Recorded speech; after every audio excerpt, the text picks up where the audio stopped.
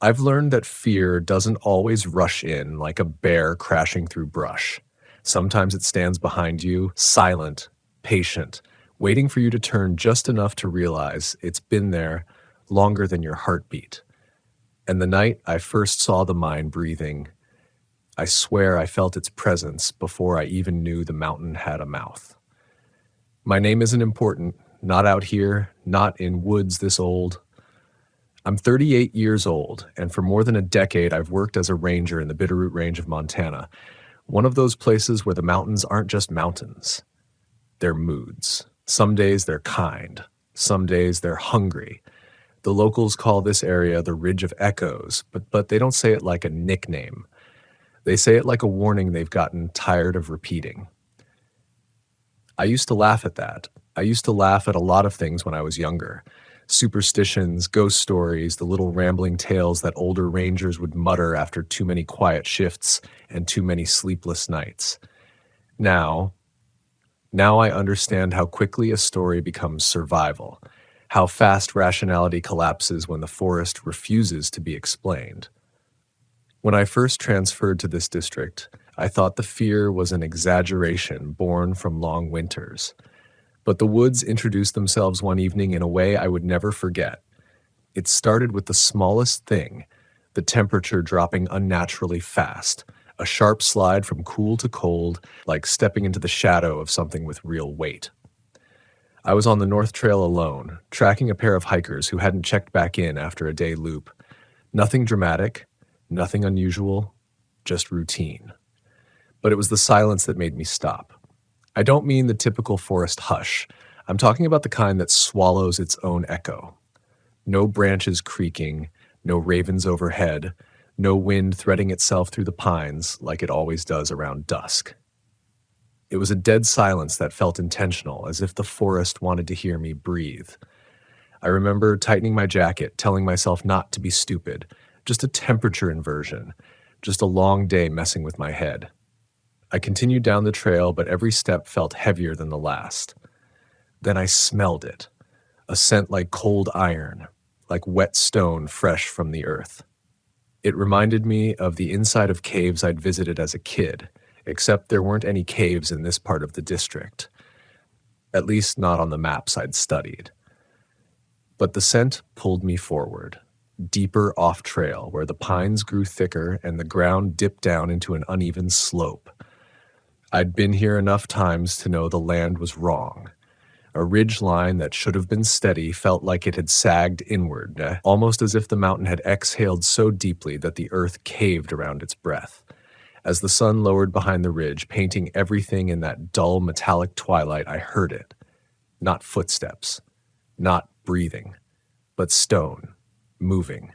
A low rumble, like two slabs grinding apart, rolling dust and gravel down the slope. I froze. The air around me shifted with a faint vibration that crawled up my boots and into my legs. Before I could convince myself it was just shifting rock from thaw, the trees thinned out ahead of me, revealing an opening that absolutely hadn't been there before. It looked like an old mine entrance. Timber braces bowed inward, charred around the edges as if it had once survived a fire. But the beams weren't rotted, they weren't old, they looked placed, maintained, waiting. And the worst part, I could have sworn I saw it widening right in front of me. A slow inhale, a breath. I suddenly understood the locals in a way I never had before. The stories about the mine that opens only at twilight. The hushed warnings about shadows that shift like men. I used to think those were tricks of firelight, fear, or isolation. But this wasn't imagination. This was real. The missing hikers. I remembered them then. Not out of duty, but out of instinct. If they had wandered this far north, had they seen this? Had they gone inside? The cold in my chest clamped down so tightly I had to force myself to take a step back. The mine was wide enough for a person to walk into now. Clean, symmetrical, deliberate. No forest roots intruding, no rubble at the base. It looked carved by something that understood precision. And from the darkness inside came a faint sound, knocking. Rhythmic, slow, not frantic. Almost like it was waiting for me to answer. I didn't move. I didn't breathe. I didn't blink. Every instinct I had screamed to run, but something deeper, a part of me I didn't even know I still had, wanted to know. That's the curse of being a ranger. We're trained to investigate, to understand what shouldn't be understood. 3 knocks. Silence. Another 3 knocks. It wasn't an echo. It wasn't a cave drip. It was communication. I whispered, "Who's there?" Barely loud enough for myself to hear. But the moment the words left my mouth, the knocking stopped. The silence that followed was even worse, like the cave had paused to listen. Then, faintly, a reply. It didn't sound like a person. It sounded like something imitating one. A voice too deep, too dry, too hollow. One word. My name. I nearly stumbled backward. My mind scrambled for rational explanations. A trapped hiker, a surviving animal, reverberations, anything remotely normal. But that voice, no human could speak like that. It was like speaking through a chest filled with dust. And I had never told anyone I'd be on this trail. Twilight thickened around me, and the temperature plummeted again. My breath clouded in front of my face. On instinct, I reached for my radio, but the moment I pressed the mic, all I heard was static, deep, low static, like a growl vibrating through the channel. Then the knock came again, this time from behind me. I spun, flashlight shaking in my hand. Nothing but trees. My heart hammered so hard it drowned out the blood in my ears. The mine behind me let out a low creak, like the beams were shifting under pressure. That's when I realized something was wrong with the ground. The soil near the entrance had started pulling inward.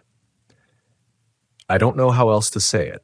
The grass bent toward the opening like it was being sucked in by a steady breath. Tiny pebbles rolled across the earth, skittering toward the darkness. I had 2 choices: investigate or survive. For the first time in my career, I chose survival without hesitation. I turned and ran. Branches slapped my arms, roots caught my boots. The air behind me pulsed with a low hum, almost like footsteps, almost like following. But I didn't look back. I didn't dare look back. Something primal in me said that if I saw it, if I truly saw what was leaving that mine, I would never make it out of those woods alive. By the time I reached the trail, the silence broke. A gust of wind blasted through the pines, strong enough to make the canopy sway. My radio crackled back to life. Birds shrieked overhead. It was like the forest was waking from whatever trance it had been held under. Only then did I force myself to turn around. The mine was gone. The slope was solid earth again, no opening, no beams, no sign of disturbance. The ground was undisturbed. The trees were still. The mountains stood quiet and innocent. But I knew what I saw, and I knew something saw me back. For days after that night, I carried the wrong kind of silence inside me. Not the peaceful quiet I'd grown up loving in the forest, but a silence with edges.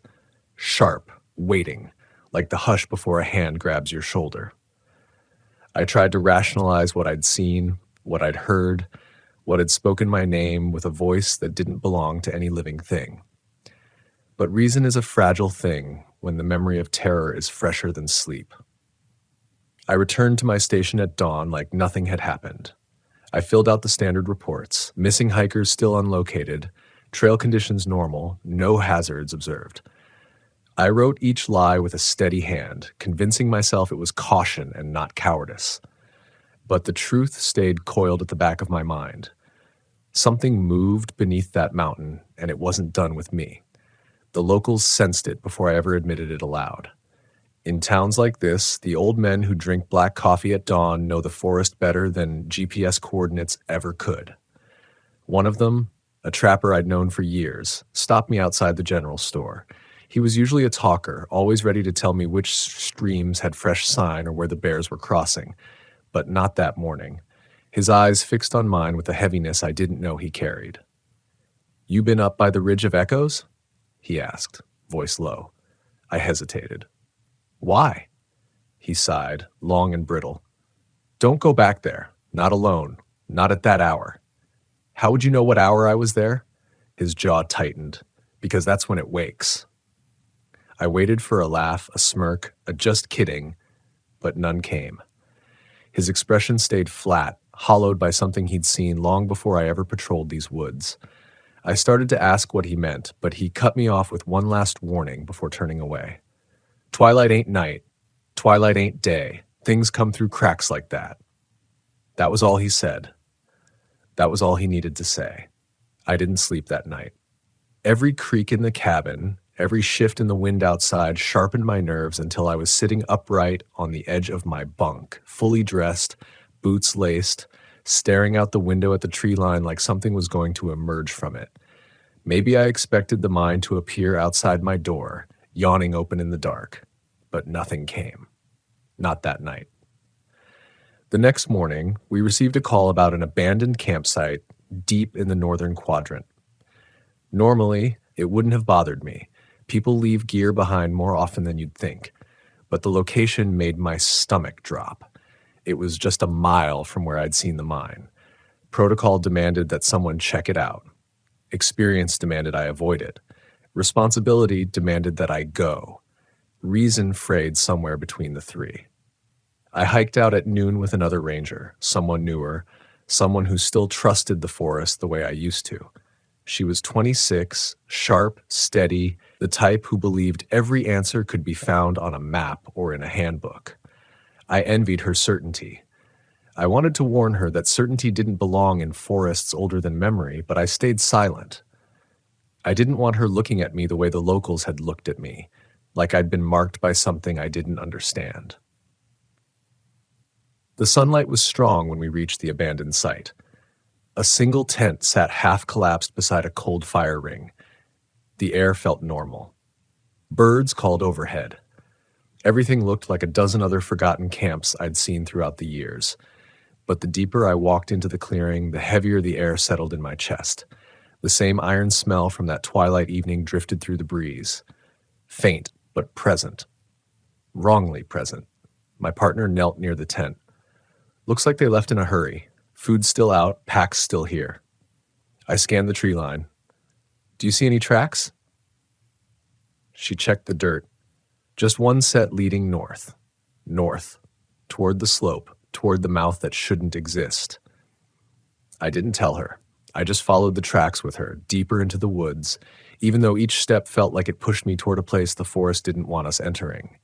The trees thickened unnaturally fast, the wind slowed, the light dimmed despite the clear sky above, and then we reached it.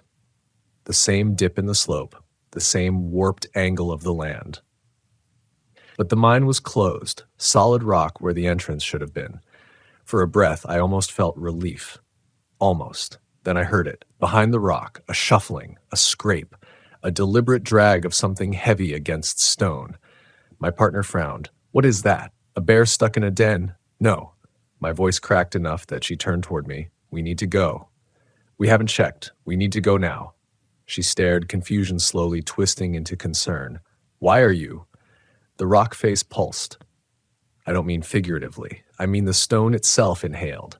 A long, silent flex, like the mountain took a breath behind its own skin. My partner froze. Did you see? Run. I didn't give her time to argue. I grabbed her arm and pulled her back, stumbling over roots and brush. She fought me at first. Rangers don't run from things they haven't identified. But when the knocking started, everything in her body changed. 3 knocks. A pause. 3 knocks again. She whispered, "What the hell is that?" Don't listen. Move. We pushed through the brush, branches snapping around us. The knocking grew louder.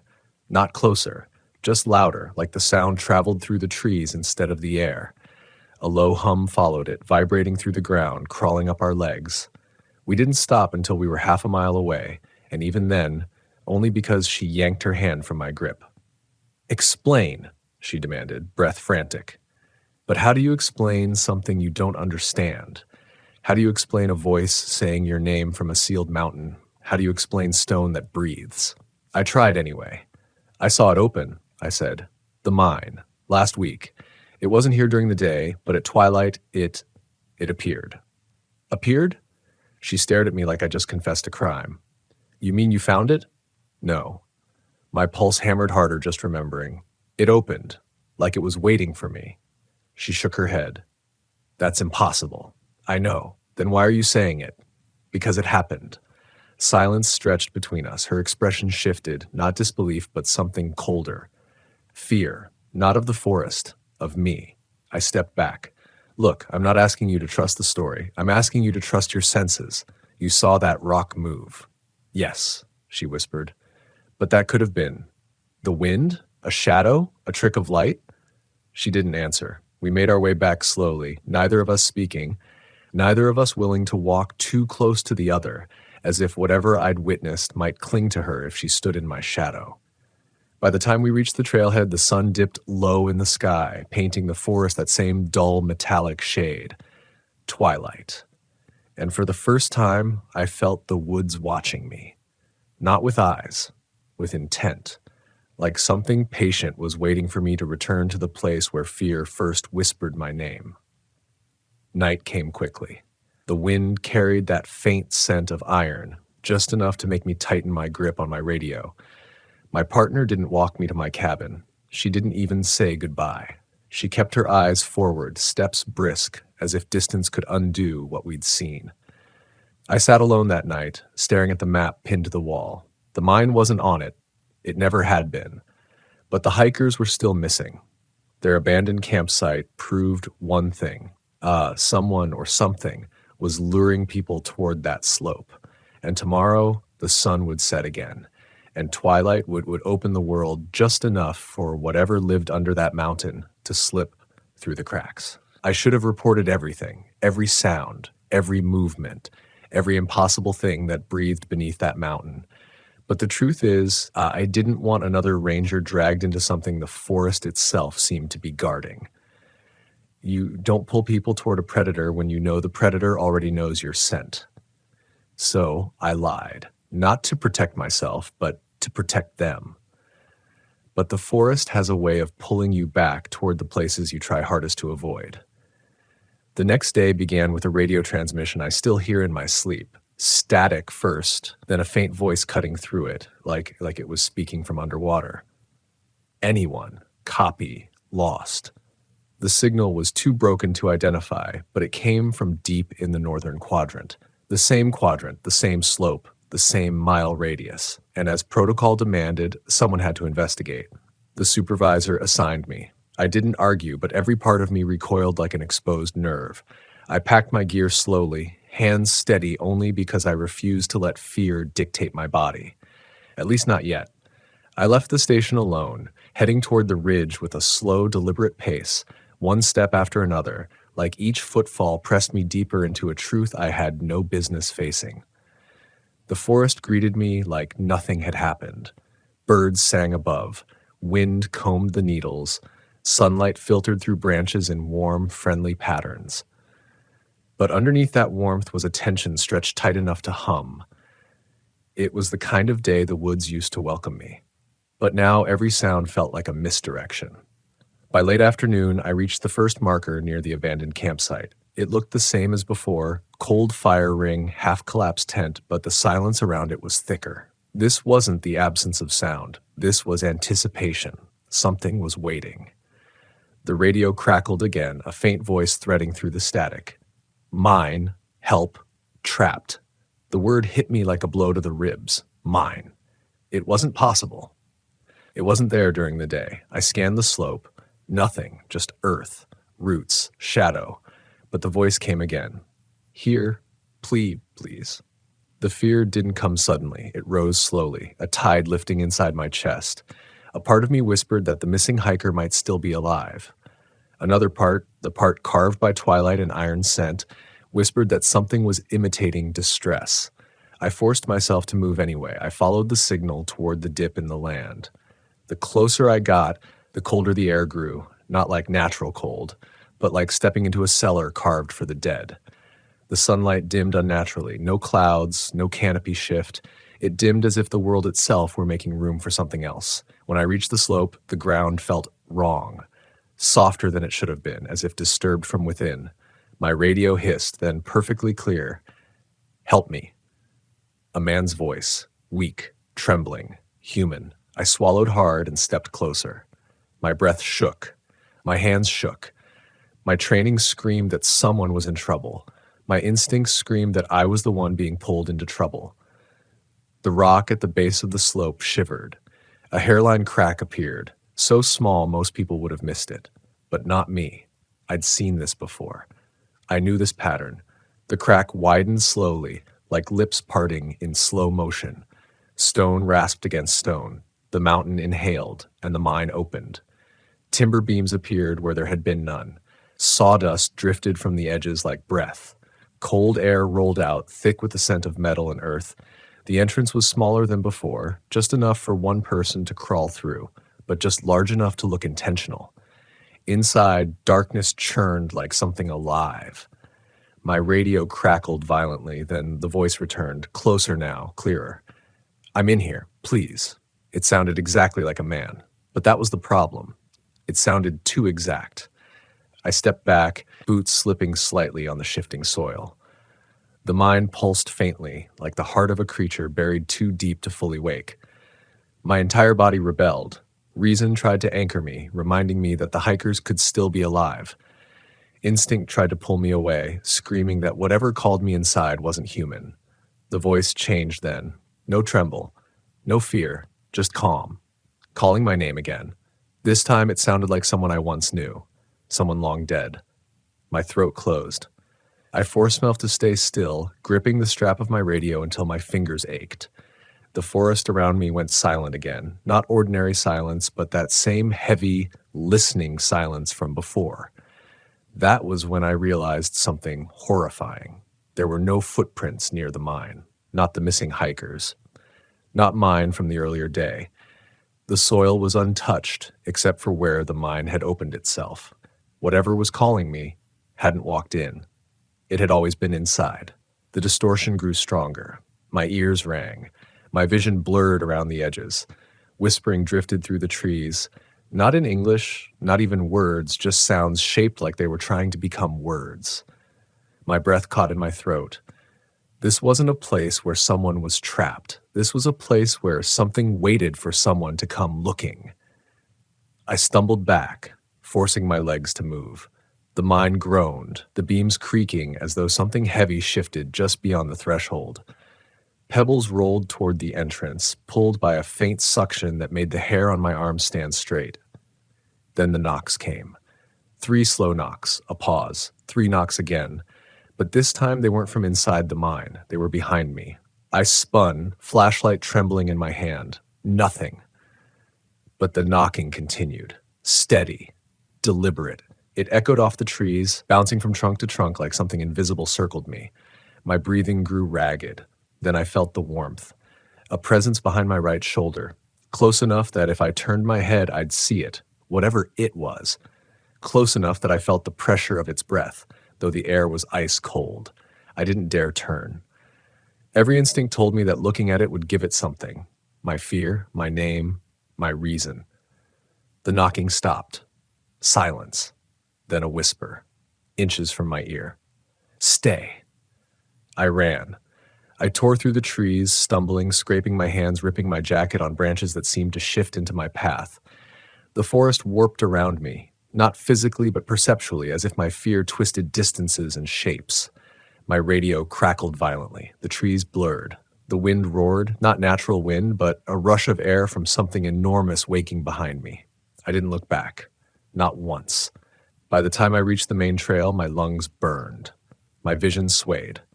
My legs shook. The forest's screams had died. The knocking had vanished. The temperature rose back to normal. Everything looked ordinary again. Everything looked safe, but nothing felt safe. I reported the radio trio transmission as a false signal, static interference from the canyon. Nothing more. They asked if I needed backup. I told them no, because I finally understood something I hadn't understood before. The mine didn't want a crowd. It wanted me. That night, I locked myself inside my cabin and sat with my back to the door, listening to the wind scrape against the windows. Every shadow looked like it was waiting. Every creak in the wood sounded like knuckles rapping from the other side. I barely slept. Not because I feared the mine itself, but because I feared what it meant. Something was underground. Something intelligent enough to mimic voices. Something patient enough to wait for twilight to open the skin of the world. A place that wanted people, not to trap them, but to feed them into something deeper. And the scariest truth, I felt it when I was running. I felt the forest urging me forward, not to save me, but to keep me from turning around. Because if I had, I'm not sure I would have outrun what stepped out of that mine. I still patrol these woods. It's my job, my duty, my identity. But I no longer do it with the confidence I once had. I don't trust twilight. I don't trust sudden shifts in air. I don't trust silence anymore. But mostly, I don't trust myself. Because a part of me still hears the knocking. A part of me still hears my name whispered from cold stone. A part of me still feels that presence at my shoulder. And some nights, when the sun dips low and the ridge goes quiet, I swear the mountain breathes, and I swear the mine is waiting for me to come back. I first realized the forest could erase you the day I saw my own jacket hanging in an empty cabin. I froze before the doorway, the smell of wet pine and rot thick in the air, thinking it must have been a joke, some prank by a local kid or a drifter who'd gotten too close. But the way the sleeves drooped, the way the fabric had stretched over an invisible body, it was exactly the way I had folded it that morning. I hadn't been gone more than an hour from my truck. My stomach sank, a tight knot pulling at my ribs, and my rational mind, trained for years in the nuances of wilderness search and rescue, floundered for an explanation. None came. I'm a forest ranger. I've been patrolling the high country ranges and the lowland rivers of this state for nearly a decade, and in that time, I've learned to read the land like an open book. The way snowdrifts tell you where animals travel, the subtle marks in mud that speak of human footsteps, the trembling of branches under wind that carries more than weather. I chose this job because it offered clarity, a structure, a predictable rhythm, a semblance of control. Out here, you can chart every mile, catalog every sound. Or at least, I thought you could. That morning had begun as most do. A check on old trails, a quick inspection of a backcountry cabin used by hunters in the winter months. The snow was thin that year, and the forest floor was wet and yielding. Birds were few. The silence was thick, unbroken except for the distant crack of an old pine snapping under its own weight. I remember thinking how beautiful it was, the quiet pressing on my ears like a warm cloth. By mid-morning, I had completed the inspection, my notebook filled with the usual notes about water levels, animal tracks, and signs of trespassers. I left the cabin, intending only a short walk back to my truck, and that's when things began to shift. At first, it was subtle. A twig snapping behind me that didn't match the rhythm of my own steps. A shadow flickering across the snow where there was nothing to cast it. I told myself it was paranoia, the isolation getting under my skin. I've been alone in these woods long enough to recognize the edges of my own mind, but this felt different. The shadows didn't behave like any ordinary light could explain. They lingered when they shouldn't, sometimes stretching across trees, sometimes standing apart, impossibly thin and dark, like ink spilled across white paper. By noon, I had begun hearing it, a whispering that seemed to come from everywhere and nowhere at once, low, almost beneath hearing, but insistent. My first instinct was to laugh it off, to tell myself the wind was moving through some hollow branch or the snow settling against the roof of a distant cave. I even muttered aloud, "Get a grip," because the thought of some human being following me was too absurd. This part of the forest sees almost no one. Yet I couldn't shake the feeling that I was being watched, that whatever was there knew more about me than I knew about it. It was the smell that finally broke the edge of my denial. Sulfur and wet fur, mingled with the faint coppery tang of blood, drifted through the air in sharp, nauseating waves. I couldn't place it at first. The forest smells like decay this time of year, but this was different. It carried intent. I gagged and turned sharply, my eyes sweeping every shadow, every tree line, every hollow that could hide something. And then I saw the cabin, the small one I had just left. The door was open slightly, swinging on rusted hinges, though I remembered securing it before. My steps were slow, cautious. A rational mind knows better than to enter a place that reeks like death and has a door ajar, but something, maybe instinct, maybe curiosity, pushed me forward. Inside, the air was colder than outside, a biting chill that clawed at my lungs. And there it was, my jacket, hanging in the center of the room as if someone or something had placed it there deliberately. My fingers itched to touch it, to confirm that it was indeed mine. But my mind screamed to step back. And then I heard the faintest brush of movement behind me, though I could see nothing. Not a branch, not a shadow, not even a glimmer of life. Just the whispering, growing sharper, more deliberate. I didn't know if I should flee or investigate. My training told me to mark the scene, call for backup if necessary, but that rationality was starting to crack. The smell intensified, and I felt it. Not under my feet, not in the air, but under my skin, a pressure against my chest like someone pressing a hand there without touching. My heart hammered. I reached for my radio, but the screen was blank, static where the signal should have been.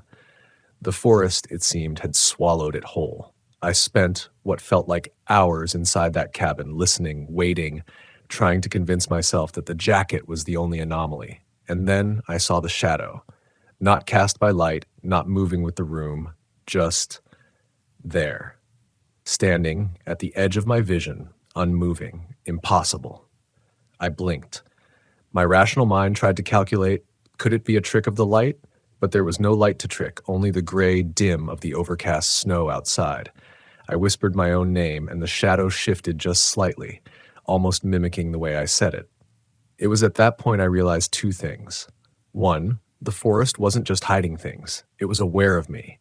Two, I wasn't going to leave this cabin as the same person who had walked in. I shook, my breath coming in ragged clouds, as if the cold itself were a predator pressing on my lungs. I had to get out. I don't remember leaving, only that I found myself outside again, jacket on my back, truck in sight. The whispering stopped, or maybe I'd simply tuned it out, no longer capable of distinguishing between what was real and what was memory. But that was only the beginning. That night, in the cabin's shadow from miles away, I dreamed of the same shape. I woke screaming, sweat freezing on my skin despite the bitter cold outside. My rational mind told me it was just a nightmare. But when I looked down, I saw footprints in the snow leading toward my truck. They weren't mine. Not entirely. They matched the width, the stride, almost human. I stayed in the truck the entire night, eyes fixed on the dark line of trees. Nothing moved, or maybe everything moved, and I was too exhausted to notice. By morning, the footprints were gone, erased by a thin dusting of new snow. The jacket, now wet and stiff, hung over the passenger seat. I carried it in silently, unable to explain why, unable to convince myself it was safe to leave it behind. That's when I began noticing patterns in the forest, trails that led nowhere, or loops that returned to places I had already inspected, cabins that weren't on any map, abandoned or newly constructed, empty or filled with signs of life that vanished when approached. Sounds, voices of children calling for their parents, whispers of men discussing work, even the faint hum of machinery, emanating from places that should hold nothing. And always, just beyond vision, that shadow, watching, waiting, learning. By the end of the week, I had started documenting everything. Not for work, not for anyone else, but to try to keep my own sanity tethered to something concrete. Every mark, every noise, every sight. But the forest doesn't abide by notebooks. The pages would smear, letters fading overnight. The paths I traced would twist and rearrange themselves when I returned. And sometimes, just sometimes, I could swear the forest spoke to me directly, shaping my memories, guiding my eyes to see what I should fear most. I've been on the job long enough to know the line between caution and paranoia, but now that line doesn't exist. The cabin, my jacket, the whispering, those were no longer anomalies. They were instructions. And somewhere in the snow-covered reaches of this land, something is waiting for me to misstep, to tire, to stop noticing the subtle alterations of the terrain, the signs that are barely perceptible but insistent. I cannot explain why it hasn't taken me yet. Maybe it's teaching me or testing me or just enjoying the drawn-out process.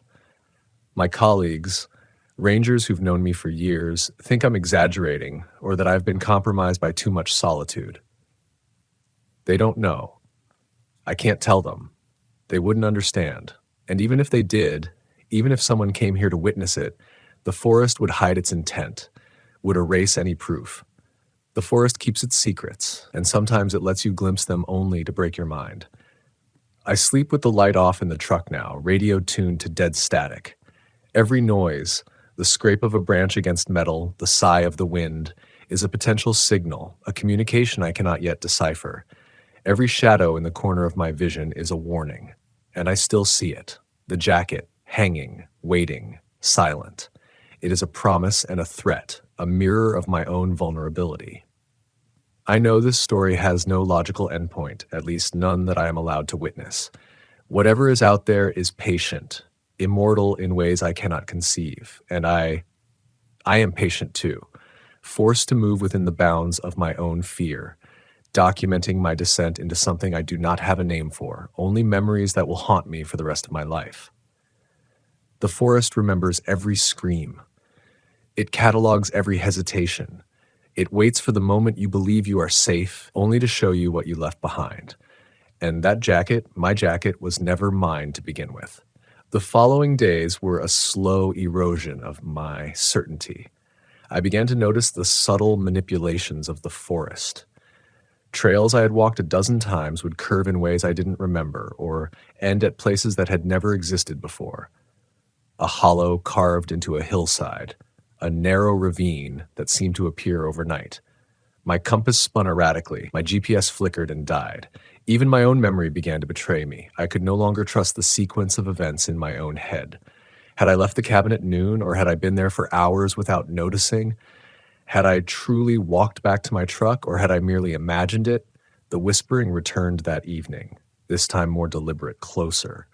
Not behind the trees, not above me, but in my own ears, low and intimate. Sometimes it spoke in words I almost recognized, you, here, now, or phrases that dissolved before my mind could form them. The most terrifying thing was the familiarity, the cadence, the timbre. It was as if the forest had learned to imitate the human voice, to reach through my own memories and recreate sounds I thought I had left behind. I tried to rationalize it, blamed the wind, the echoes of distant logging equipment, even sleep deprivation. But there was a certainty in it that defied logic. Sleep became impossible. Every time I closed my eyes, the shapes appeared in the periphery of my vision. Figures too tall, too thin, standing in impossible poses. Once, I swear, I saw myself reflected in a shallow stream, the water perfectly still. At first, it seemed normal until the reflection moved on its own. My head tilted to the left, the reflection tilted right. I froze, heart hammering, and then my own face smiled back at me, just a fraction too late. I tried to speak of it to my fellow rangers, to anyone who would listen. I mentioned the cabin, the jacket, the shadows, the whispers, but they all shook their heads, concerned, patronizing. "You're stressed," they said, "too much time alone in the field." I knew they were partly right. Solitude had always been a double-edged sword, but this was something different. I wasn't alone. Something was with me, adapting to my patterns, learning how I thought, how I remembered. And it didn't tire. One evening, I was patrolling near an abandoned mining tunnel, a place closed off for decades, but still mapped as a potential hazard. The entrance gaped like a mouth, half collapsed, snow spilling inside in irregular drifts. I had been sent to check for trespassers, but the closer I came, the more the air shifted. A heat wave pulsed from within, though the wind outside was bitter. I felt it against my chest before I even saw the tunnel, a pressure that made breathing difficult. The whispering began again, this time inside the hollow of the tunnel. Soft at first, then climbing in volume until it pressed against my eardrums. I shouldn't have entered, but something, curiosity, fear, compulsion, drove me forward. The snow gave way to blackened earth and ice, the smell of sulfur thickening with every step. I swept my flashlight along the walls and ceiling. Old supports, rusted tracks, wooden beams, all coated in frost and decay. And then I saw them.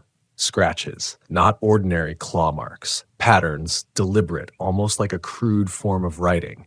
Some of them mirrored my own handwriting, letters I recognized from my own notes. My stomach turned, nausea curling in my gut. The forest was mocking me, mimicking me. The deeper I went, the more the tunnel narrowed. My flashlight flickered once, twice, then illuminated something ahead that shouldn't have existed. A human figure, or a perfect imitation, stood at the end, motionless. I could see its chest rising and falling in a slow, deliberate rhythm. My instincts screamed to turn, to run, but my boots carried me forward anyway. By the time I was close enough to touch it, the figure had vanished. No footprints, no trace, just a faint sulfuric scent lingering in the freezing air. I stumbled back outside, gasping, barely of the cold that bit at my skin. My mind, always my greatest tool, was unraveling. I no longer trusted my eyes or ears. Every shadow could contain a mimic of me. Every whisper could be a lure. I tried calling for backup again, but the radio emitted only static. Even my phone had no signal. The forest was not merely vast. It was an entity, aware, deliberate, and relentless. I returned to the truck that night and slept in the cab, trying to maintain some semblance of normalcy. But when I awoke, my gear was rearranged. My flashlight lay on the passenger seat, jacket folded neatly beside it. I hadn't done it. I remembered distinctly leaving it all in disarray, tossing the jacket over the seat without care. And yet there it was, mocking, precise, intentional. I wanted to scream. I wanted to leave. But even as I gripped the steering wheel, my hands shaking, I knew I wouldn't find refuge outside this forest. It would follow. Always. The hallucinations began in earnest the following day. I would see my own reflection in frost-covered windows, in pools of water, in the surface of snow, only to realize the figure behind the glass moved differently than I did. Once, while crossing a frozen creek, I saw my reflection trapped beneath the ice, staring at me with a smile that I had never worn. I don't know if it was a warning or an invitation. I only know that I felt a compulsion, a pull toward the ice that almost overcame my reason. I began to dream even when awake. The forest infiltrated every moment, every breath, every quiet interval. I would glimpse shapes standing in the distance, figures so still and precise they seemed carved from the night itself. At times I heard laughter, high and brittle, carried by the wind, only to realize it was a mimicry of voices I remembered. Colleagues, friends, even strangers I had passed on trails years ago. I became unable to differentiate memory from hallucination, past from present. Every step I took was a gamble. Every shadow a potential predator. Every silence a trap. Weeks passed, though I cannot say for certain how many. I stopped marking days, stopped noting hours. I moved from cabin to abandoned bunker, from ridge to ravine, always followed by whispers, figures, and shadows that should not exist. My own journal entries became distorted, as though the forest had rewritten them in the night. Notes I wrote detailing one event would, by morning, describe something else entirely. Yet I could not throw them away. There was a compulsion in preserving the documentation, even as it became impossible to trust its contents. And then I found the cave. It wasn't on any map I had ever studied. It lay hidden behind a dense wall of trees, half eroded by snow and wind.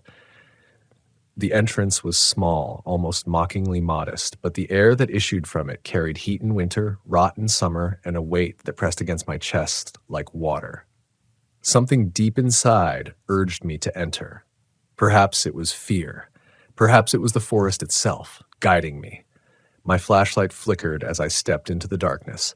Inside, the cave walls were smooth, unnatural in their geometry. The whispering was deafening, filling the space with a chorus of unplaceable voices. And there at the far end I saw it. A room carved into the rock, lit by some unseen source, and in its center, a series of items arranged with deliberate care. My jacket, my boots, my radio, even my notebook, all present, all untouched, yet somehow rearranged in ways that felt familiar and wrong. And standing among them, indistinguishable at first from the shadows, a figure, impossibly tall, humanoid, but not human.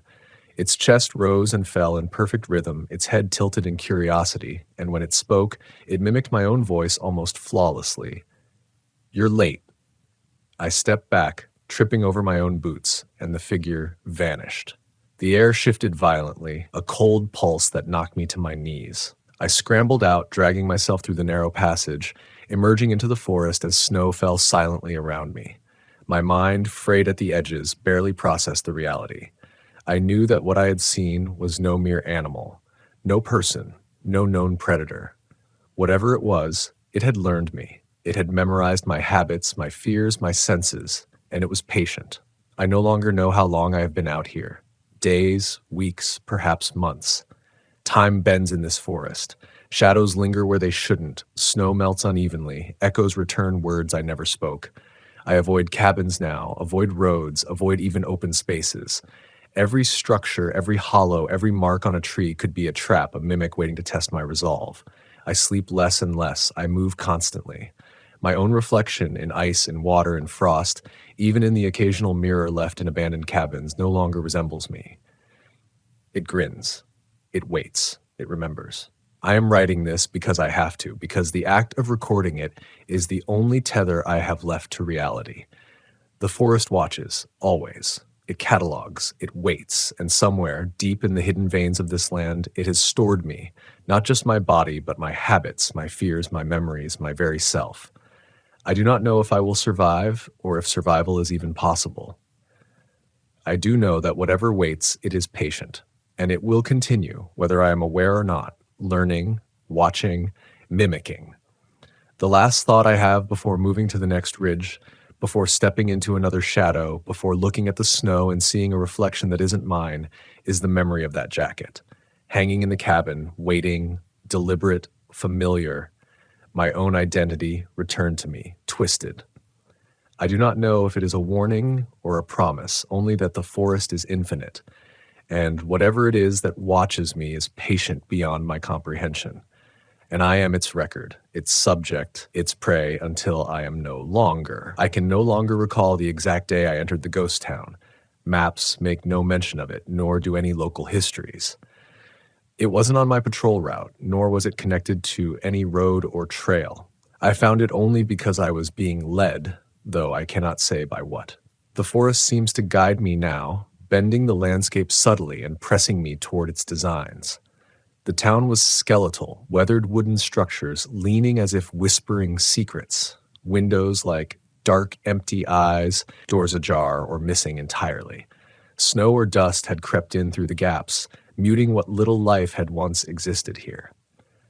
My first instinct was to take stock. There was no sound beyond the wind and the creak of old wood. Yet the air was thick and heavy with that same intent I had felt in the cabin and the tunnel. The weight of being observed. And I was. I could feel it. Every step I took echoed in ways that made it seem as though the empty town itself was conscious, its bones straining under invisible weight, bending to watch me. Inside one of the larger structures, once a general store or community hall, I found more signs of imitation. Personal items were arranged with precision.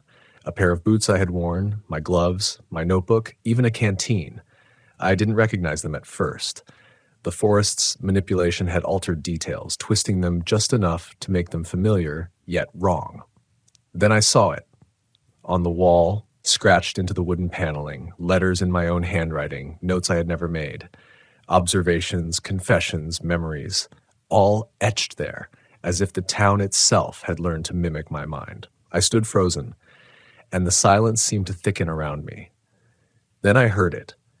Soft, deliberate footsteps on the floor above, even though the building's second level had long since collapsed. They moved with a careful rhythm, mimicking mine. Every instinct screamed to run, to flee, but my boots stayed planted. I knew that whatever was up there was not human, yet it understood me, my habits, my fear. I left that building cautiously, moving between streets and alleyways, each step careful and calculated. Then I noticed something terrifying. Silhouettes in the windows, frozen in poses as if they had been waiting for me for decades. Shadows in impossible forms, some mimicking human stances, others grotesquely elongated or compressed. I tried calling my own name, a test of sound and sanity, and the town responded, not in echo, not in repetition, but in voice. My voice. I could hear it from multiple directions, the syllables stretched, warped, wrong in ways that made my skin crawl. I kept moving, drawn toward the town center, toward the largest structure, a building that may have once been a town hall or a school. Its door was partially buried in snow, the hinges squealing as I pushed it open. Inside, the air was stale, yet I could smell something else.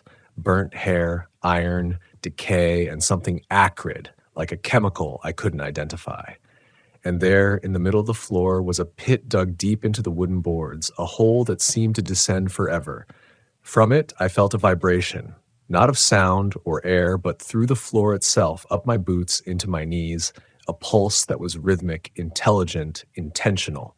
I shouldn't have looked. I should have left immediately. But curiosity and terror tangled into an inseparable knot. I leaned over the edge. The pit was deep, impossibly so, and the darkness swallowed everything. I could hear breathing, low and wet, though nothing stirred. Then I felt it. A pressure against my back, a cold that sank into my spine, and a whisper in my ear, so close I could feel the breath. Down.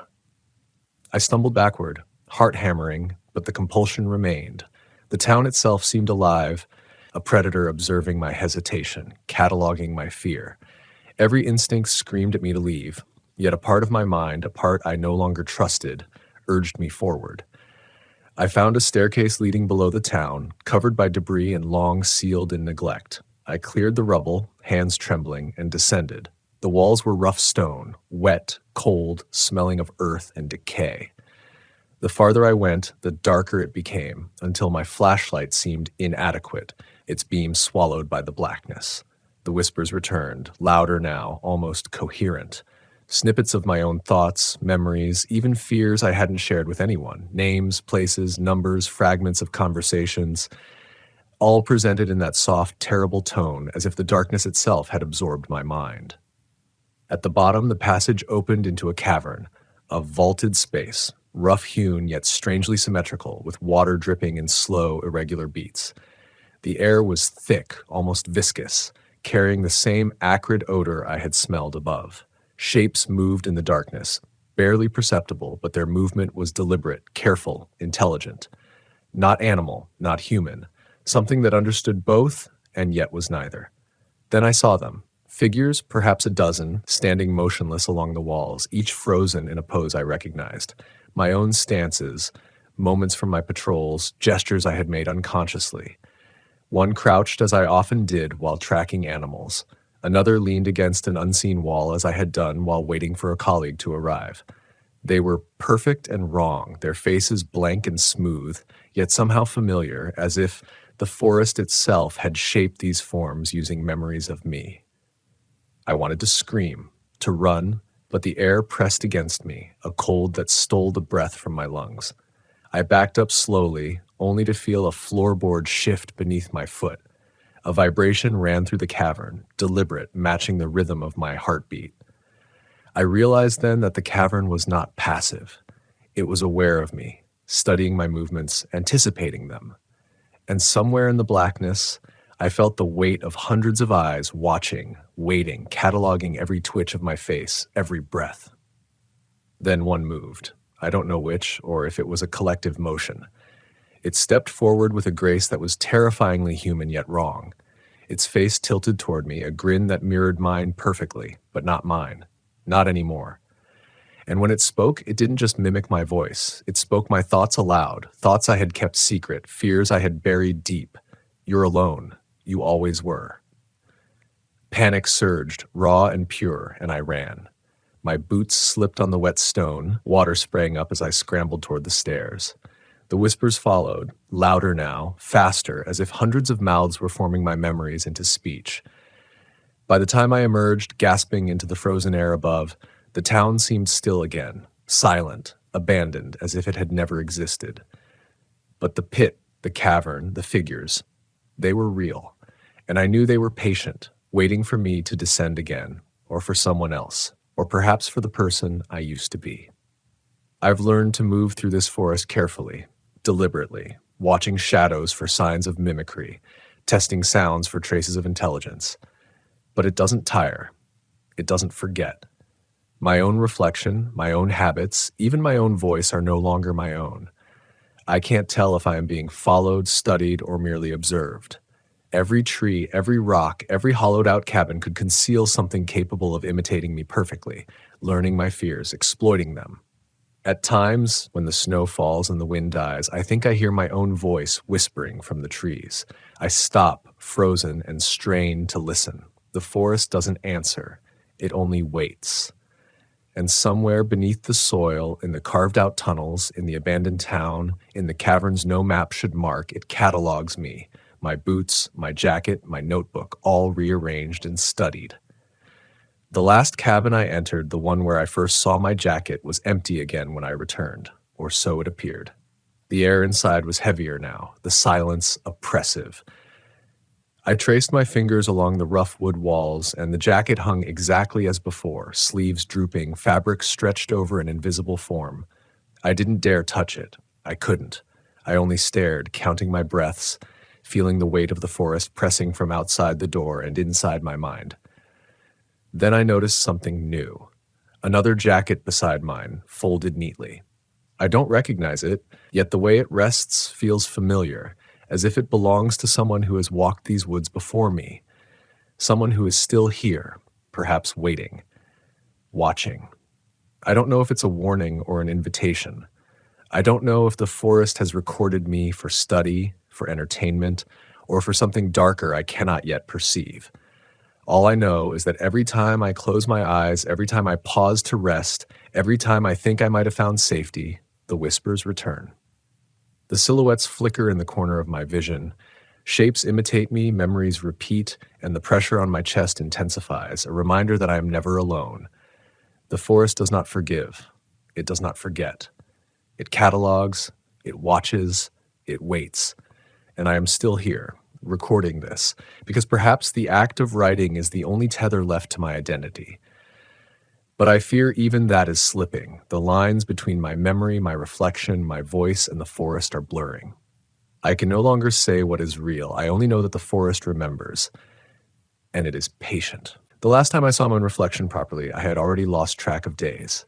I don't know if it was winter or spring, night or day. The forest had blurred all cycles, all sense of time. I followed a narrow ridge toward a valley I didn't recognize, drawn by a sound I could not place, a low hum, like metal vibrating in the wind, synchronized with the rhythm of my heartbeat. The trees thinned, revealing a slope carved with unnatural precision, rock walls rising impossibly high. At the bottom, partially buried in snow and debris, was the entrance to another structure. This one was clearly man-made, yet so old it seemed almost forgotten by the earth itself. The doorway was sealed with rusted steel plates, rivets protruding like jagged teeth. I approached cautiously, boots crunching over frozen moss and shattered rock. A sense of wrongness rippled through me, a primal warning that whatever lay beyond the steel had no reason to tolerate intrusion. My flashlight beam swept the surface of the metal, catching faint scratches, symbols that might have been letters or might have been carved by some intelligence beyond my understanding. And then I noticed the hinge, partially loosened, just enough for someone or something to enter without a sound. I pushed it open. The smell hit me immediately, acrid, metallic, like burnt hair and old blood, combined with the sweet rot of long-dead vegetation. The air pressed against me as if alive, bending my breath into ragged gasps. I descended into the darkness, the steel door closing behind me with a sound like a whisper swallowed whole. The space opened into a long corridor, lined with panels of metal, some warped, some pockmarked, all strangely warm to the touch. Whispers filled it. Hundreds, perhaps thousands, layered atop each other, sometimes my own voice, sometimes echoes of things I had never said aloud. I walked forward, flashlight trembling in my grip. Every panel I passed seemed to vibrate slightly under my touch, responding, acknowledging me. A soft scraping echoed from the far end of the corridor. Something moved, slow and deliberate. I couldn't tell its form, only that it existed and was aware of me. I tried to reason, to tell myself it was a survivor, a trapped hiker, or some animal driven mad by solitude. But I knew better. Something was studying me, learning, anticipating, waiting for the moment I let down my guard. The corridor ended in a chamber that defied my comprehension. High ceilings vanished into shadow, and walls appeared impossibly straight, yet impossibly organic, like something had grown them from metal and stone simultaneously. In the center, suspended above the floor, was a platform of rough stone. On it rested objects I recognized immediately. My jacket, folded and pristine, my boots, polished, my notebook, pages blank yet somehow inscribed with notes I had never written. And standing around the platform were forms, dozens of them, frozen, humanoid, impossibly tall, each one a mimic of me at some moment in my life. One crouched like I had when examining tracks. Another leaned, arms crossed, exactly as I did when observing a distant ridge. I wanted to scream. I wanted to run. My instincts screamed at me to flee the entire forest, to abandon this cursed job and never return. But my body betrayed me. My boots moved forward of their own volition, compelled by something in the air, in the shadows, in the vibration beneath my feet. The forms shifted slightly, imperceptibly at first, then all at once. They began to mirror my every movement, even my thoughts. When I froze, so did they. When I leaned forward, they leaned forward. And when I whispered, "What are you?" the cavern answered with a chorus of my own voice, distorted and warped, whispering back secrets I had never told anyone. I fell to my knees, gasping, overwhelmed. A cold weight pressed against my chest, and I realized it wasn't physical. It was intent, awareness. The forest had followed me here, or perhaps the forest itself had become this place. I understood then that this wasn't a location. It was a mechanism, a predator shaped from memory and time, cataloging, copying, rehearsing, and I was the specimen. The central figure stepped forward, or perhaps it had always been there. Its face was mine, but not mine. Its eyes held knowledge I didn't possess, understanding of things I could not name. It spoke without moving its lips, "We are patient." The words resonated in my skull rather than my ears. I tried to back away, to retreat, but the platform itself shifted beneath me, tilting, guiding me closer. My own jacket rose from the pile, floating mid-air as if suspended by invisible strings, sleeves twitching like the arms of a puppet. I don't know how long I stayed there. Minutes? Hours? Years? Time was irrelevant in the presence of that intelligence. I noticed then that I could feel memories I hadn't lived. Shadows of myself in other forests, other patrols, other disappearances I had never investigated. The mimicry wasn't limited to my form. It was reaching into my mind, tracing patterns, learning fear, obsession, panic. I realized with a horror beyond articulation that I had been walking into this trap my entire life, guided by the forest itself. Every step, every trail, every cabin had been a rehearsal, and now I was the lesson. The forms around me shifted again, and one reached out, or seemed to.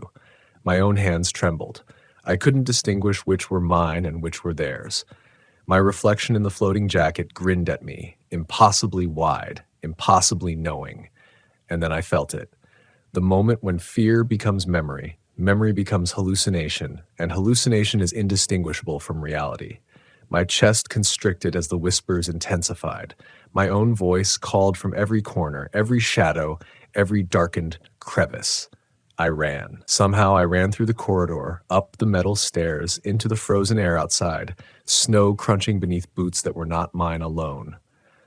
The forest was quiet again, deceptively so. Yet I knew the structures, the tunnels, the abandoned towns, the hidden caverns, all of it was alive in ways no human could catalog. Patient, patient, patient. I could not see the figures following, but I felt them in my chest, my back, in the very air I breathed. That night I huddled in my truck, jacket folded beside me, hands gripping the steering wheel. I don't know how long I stared into the darkness before closing my eyes. When I did, I dreamt of the jacket again, hanging in the cabin, sleeves empty but somehow moving, twitching as if waiting. And I realized with full clarity, it is not a threat to be fought. It is not a puzzle to solve. It is a patient intelligence, timeless, aware, cataloging every hesitation, every thought, every fear. And it is waiting for me to make the mistake I cannot avoid. I write this as a record, a confession, a warning. Perhaps no one will read it. Perhaps it will vanish as all evidence of my existence vanishes. But the forest keeps its memory. It keeps mine. And someday when another ranger follows my path, they will see my jacket hanging, perfectly folded, sleeves drooping over air, and they will know, too late, that the forest remembers everything. I do not know if I will survive or if I am already part of its record, an imprint, a mimic, a memory waiting to be rehearsed. All I know is this: the forest is patient, it is infinite, it is aware, and it waits, always. I fear the day it decides I have learned enough. I'm only recording this because I can't keep carrying it around inside my skull. Every time I close my eyes, I hear the scratching again. Slow at first, then frantic, as if the thing on the other side finally realized no one was coming for it. You have to understand something before you judge me. I never wanted this job because I loved the forest. I chose it because I needed a place where no one asked questions, where silence wasn't just tolerated, but expected. After Jonah disappeared under my watch 6 years ago, silence became the only thing I could stand. I thought if I lived out here long enough, patrolling miles of untouched American wilderness, the guilt might finally dull into something manageable. It didn't. The woods do what they always do. They amplify everything you don't want to hear. I work the Northern District now, thousands of acres of pine, boulder fields, abandoned logging roads, and seasonal cabins half swallowed by moss. Most rangers avoid this sector. Too many missing person cases, too much old land with older stories. But I asked for it. I told them I wanted the solitude. They believed me. I think the forest did too. My first week in the sector, I found the shed. It wasn't on any map. Not on the old logging blueprints, not on the current ranger grid, completely unmarked, which was strange enough considering the building wasn't small. A 12 by 12 square structure made of weather-beaten timber, the boards blackened by age and something else, something like smoke, though the soil around it showed no sign of fire. Nestled deep in a cluster of pines, the shed had no windows, not one. Just a single thick wooden door with an industrial-style chain looped through iron brackets and padlocked shut. Too strong, too engineered to have been made by the kind of people who usually built storage sheds out here. There was no number plate, no ranger marking, no signs of past activity. But what stood out most wasn't the lock, it was the smell. Not rotting food, not animal decay, though I've smelled plenty of that. This was different. A heavy chemical burn layered over something sour, organic, faintly metallic. The kind of scent you don't forget because your instincts file it under wrong before your mind even begins identifying it. I didn't plan to open the shed. We're trained to avoid unregistered structures and report them. So I made a note in my logbook, radioed in the location, and started back toward my patrol route. I'd barely made it 20 feet before I heard the first sound. A soft scrape from inside the shed, not like wood expanding or a mouse nesting. No, it was deliberate, slow, measured, dragging upward as if fingertips, no nails, were tracing the inside of the door. I froze. I didn't breathe. The scraping stopped. The forest went dead quiet. In every horror story, this is where the idiot investigates. I'm not that kind of idiot. I backed away slow and steady, like hand resting on the grip of my sidearm, though I knew damn well a firearm won't help if something truly wrong is in there. I didn't hear anything else the rest of the hike, but I didn't forget the sound either. It settled behind my ears like a splinter. That night, in the ranger cabin, I replayed the sound in my head. Not because I wanted to, but because my mind wouldn't let it go. I kept trying to rationalize it. Branches scraping the walls, a trapped raccoon, frost shift, anything. But I knew what I heard. And when you've been a ranger long enough, you know instinctively when something is moving with intent.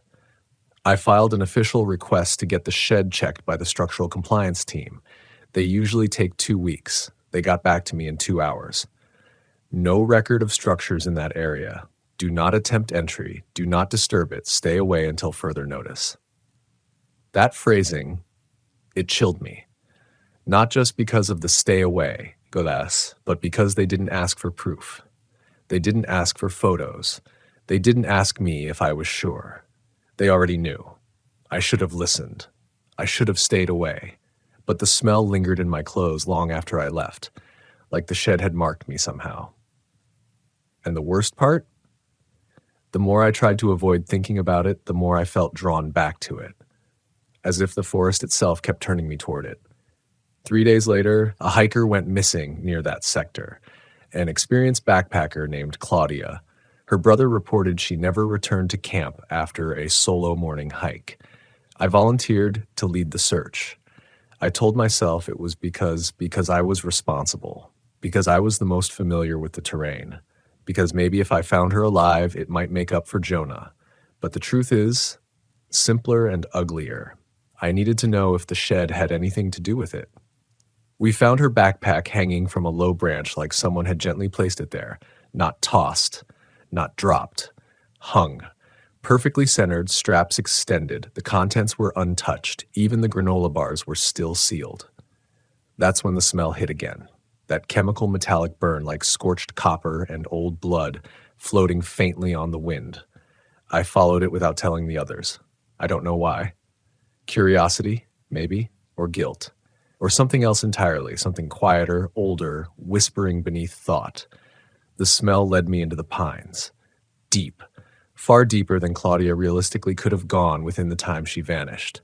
And that's when I saw the shed again. But this time, the lock was different. New. Shiny. Like it had been replaced recently. I stepped closer. My breath fogged in front of me despite the warm afternoon. A cold front that didn't belong. Pressure built in the air, subtle but noticeable, as if the forest was holding its breath with me. I crouched, lifted my flashlight, and examined the door more closely. That's when I saw the scratches. Dozens of them. Long, vertical gouges clawed deep into the inside of the wood, visible where small splinters had pushed out from the interior. They weren't old. Fresh wood shavings still clung to the edges, pale against the darkened board. Something had clawed from the inside. Recently, then a sound, so faint I almost thought it was in my head. Breathing. Low, shallow inhalations, like someone trying desperately not to be heard. Right behind the wooden boards. I staggered back, nearly tripping over a root. My pulse hammered so hard it blurred my vision. The rational part of me fought to regain control, but reason doesn't stand a chance against the sound of someone breathing where no one should be. I raised my hand slowly, stupidly, toward the wood as if checking if it was real. The breathing stopped. Dead silence. Then a single knock. Soft. From the other side of the door, 3 slow taps, as if whoever or whatever was in there had been waiting for me. My throat closed. A cold sweat crawled down my spine.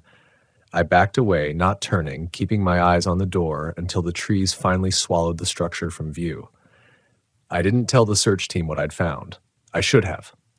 But the truth would have sounded insane, and the command office had already warned me.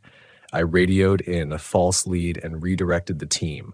Claudia was never found.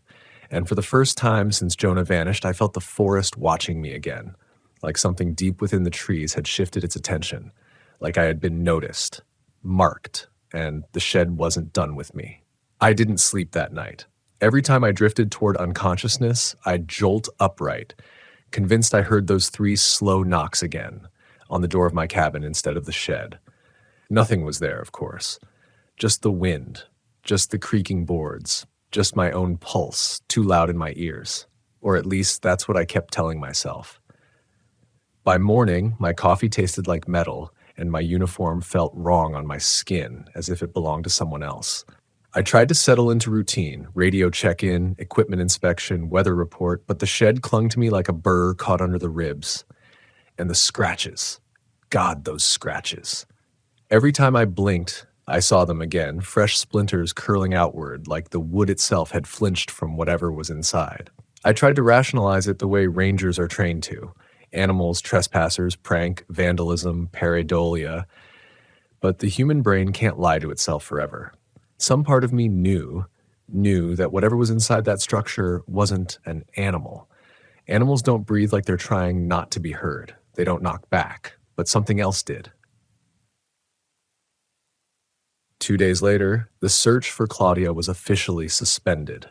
Her brother begged us to keep looking. I couldn't bring myself to meet his eyes.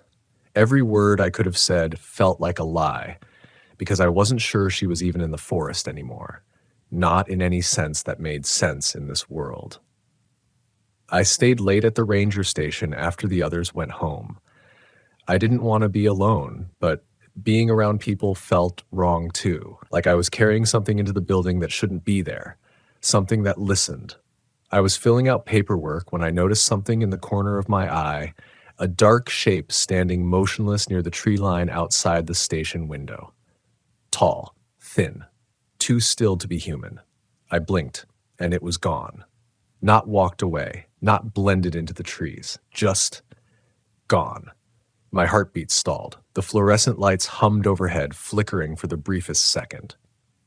You see things in the woods when you've been awake too long. Shadows, branches, memories. It's when the shadows start watching you back that you know you're in trouble.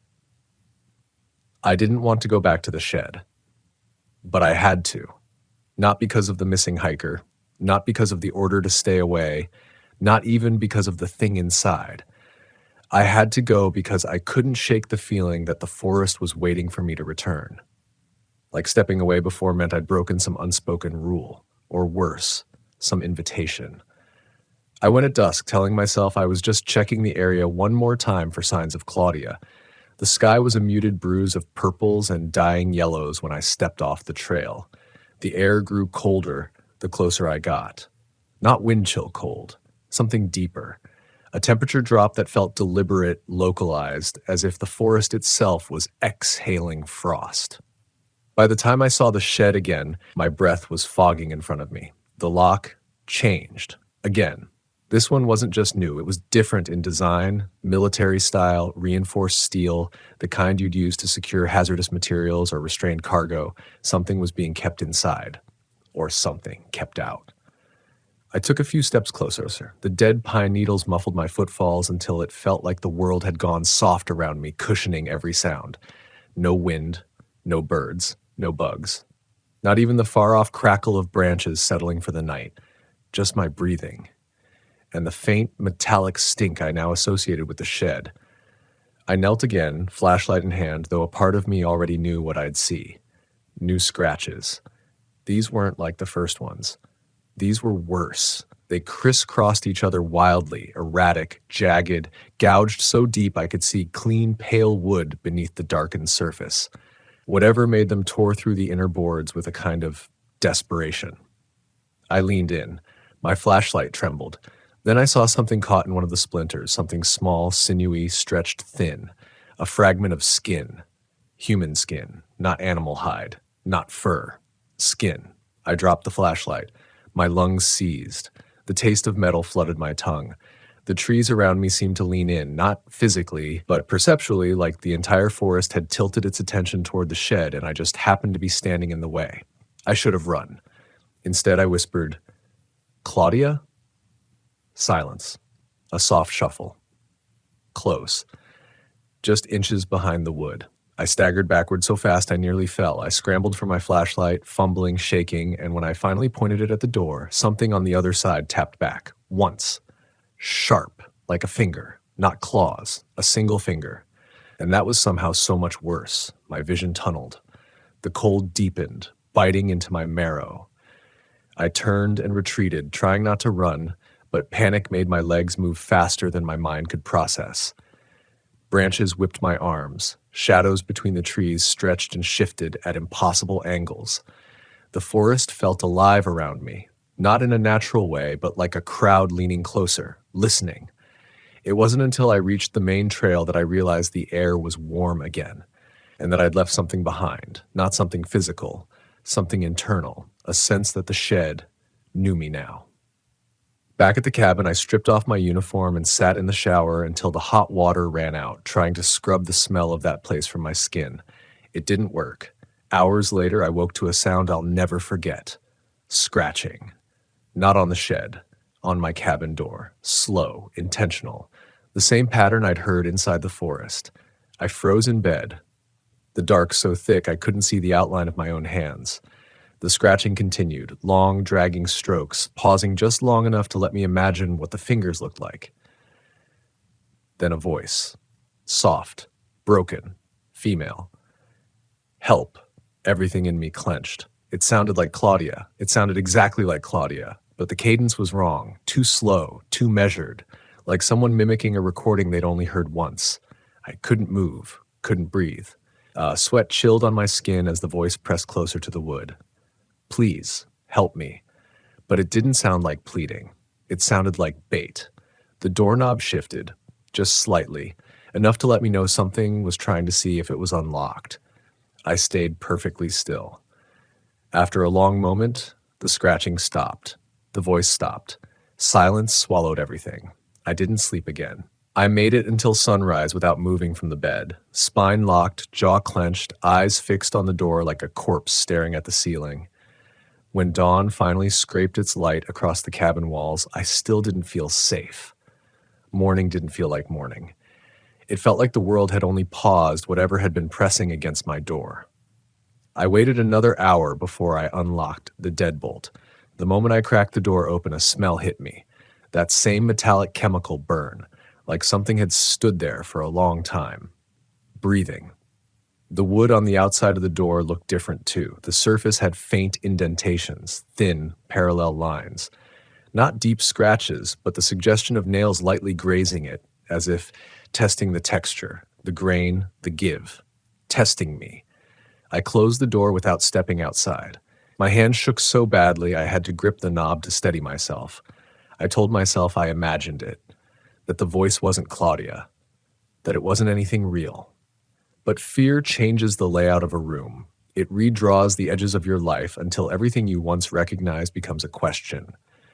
And the question that hung in the cabin like fog was simple. If the thing in the shed didn't stay in the shed, then what was inside it now? I reported nothing. Cowardice, maybe, or self-preservation, or the creeping knowledge that some things, if spoken aloud, become more real. Instead, I went on patrol. Routine is the only compass you have when your mind starts bending. I checked trail markers, inspected the fire tower foundation, noted a fresh cluster of elk tracks, but none of it felt right. The forest echoed in strange ways. Sounds didn't carry naturally. My radio kept picking up static only in certain pockets of trees. Shadows lasted too long. Light didn't settle properly on the ground. By noon, I reached a section of forest that shouldn't have made me nervous, but it did. Trees were spaced too evenly, bark too dark, needles too silent underfoot, like the land had been rearranged. I slowed down, scanning for movement. My pulse felt tethered to something invisible. Then I saw it. A figure, standing between two pines 50 feet ahead, tall, unmoving, facing me. A man, maybe. The proportions were off, shoulders too sharp, head tilted in a way no human rests naturally. I stepped forward, hand hovering near my sidearm. "Park ranger," I called out. "You okay?" No response. The figure didn't shift, didn't flinch, didn't even breathe. I raised my binoculars, and the world dropped away from beneath me. It wasn't a man, not even close. It was a silhouette, the outline of a person filled in with nothing but shadow. Light passed through parts of it like it was smoke given shape. Then it moved. Not in a step, not in a human motion. It slid, sideways, in one smooth line, and vanished behind a tree that wasn't wide enough to hide a raccoon, let alone a full-grown human-shaped shadow. I lowered the binoculars, throat tight enough to crack. Rational explanation, hallucination. Stress-induced pareidolia, sleep deprivation. Truth, the forest was beginning to show its teeth. I turned to leave, slowly, deliberately, but before I took more than 3 steps, I noticed something sticking out of the ground near the tree where the silhouette disappeared. A shoe, a woman's hiking shoe, Claudia's brand. I recognized it from the missing person folder. A chill spread through me, colder than the mornings here ever got. I knelt, brushing dirt away from the shoe. It wasn't old, no decomposition, no tearing. The laces were tied neatly, too neatly. And inside the shoe, hair. A lock of dark hair, curled into the heel as if deliberately placed there. Human hair. Claudia's hair had matched that color. My vision pulsed. The forest felt like it was waiting for me to pick up the shoe, to see how much more it wanted to show me. I didn't touch it. I left it there, standing in the dirt like a marker, because I finally understood something I'd been refusing to consider. This wasn't about a missing hiker. This wasn't about a shed. The land itself was participating, and it wanted me deeper. I should have gone back. I should have reported everything. I should have gotten off this mountain before my mind unraveled completely. Instead, I went back to the shed, not out of curiosity, not out of some ranger duty. Something else pulled me there. A tension under the skin, like an itch on the bone. The air grew colder and colder the closer I got. At one point, I wiped frost from my eyelashes, even though it was mid-afternoon and nearly 70 degrees. By the time I reached the clearing, I could see my breath again.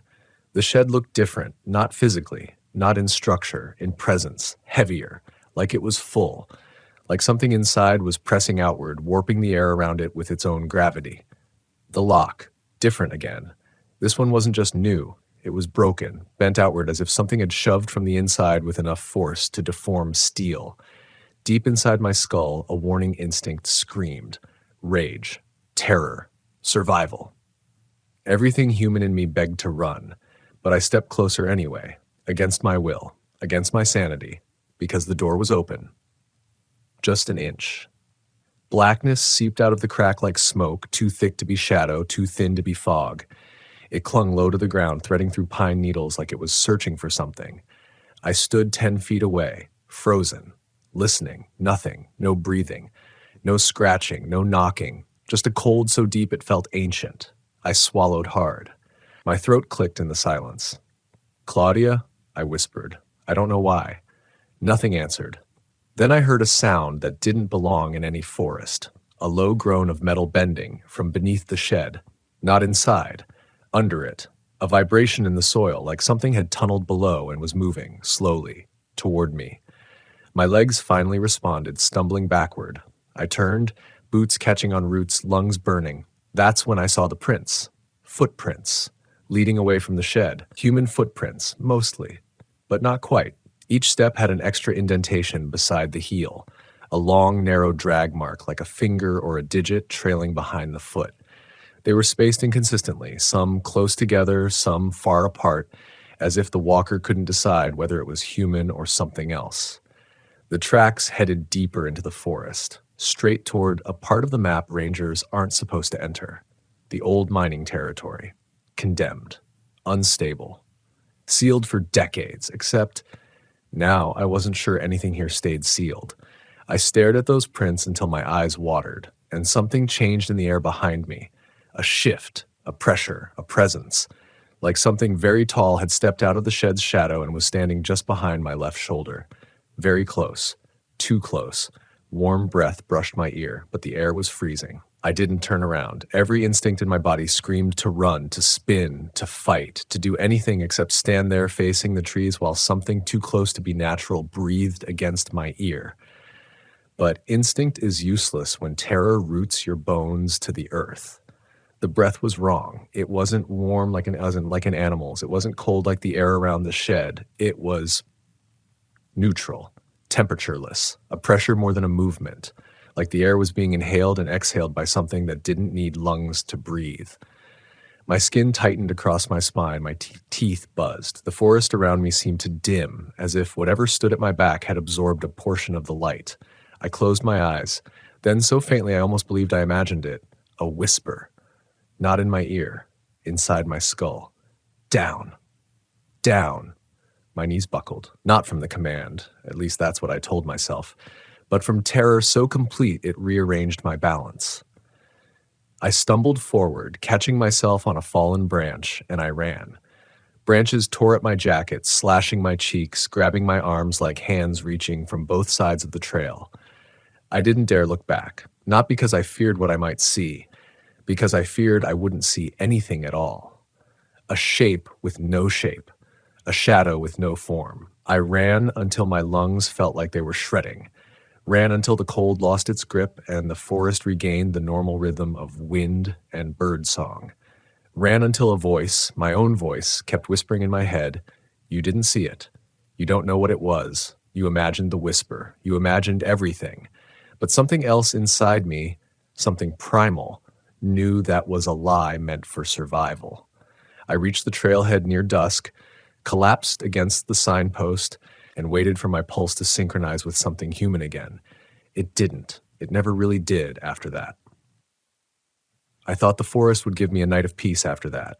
It didn't. At 2:14 a.m., I woke to the sound of gravel shifting outside my cabin. Slow, deliberate steps, heavy ones. Not boots, not human. I lay frozen again, staring at the ceiling, listening to the weight of those steps drag across the foundation like something was testing each inch of the perimeter. A long pause, a sniffing sound, wet, soft, animal-like but too measured. Then two distinct taps on the window glass. Not claws, not knuckles, like someone holding their hand wrong. Tap, tap. Shadows moved behind the curtain. I couldn't see them directly, just the distortion of moonlight.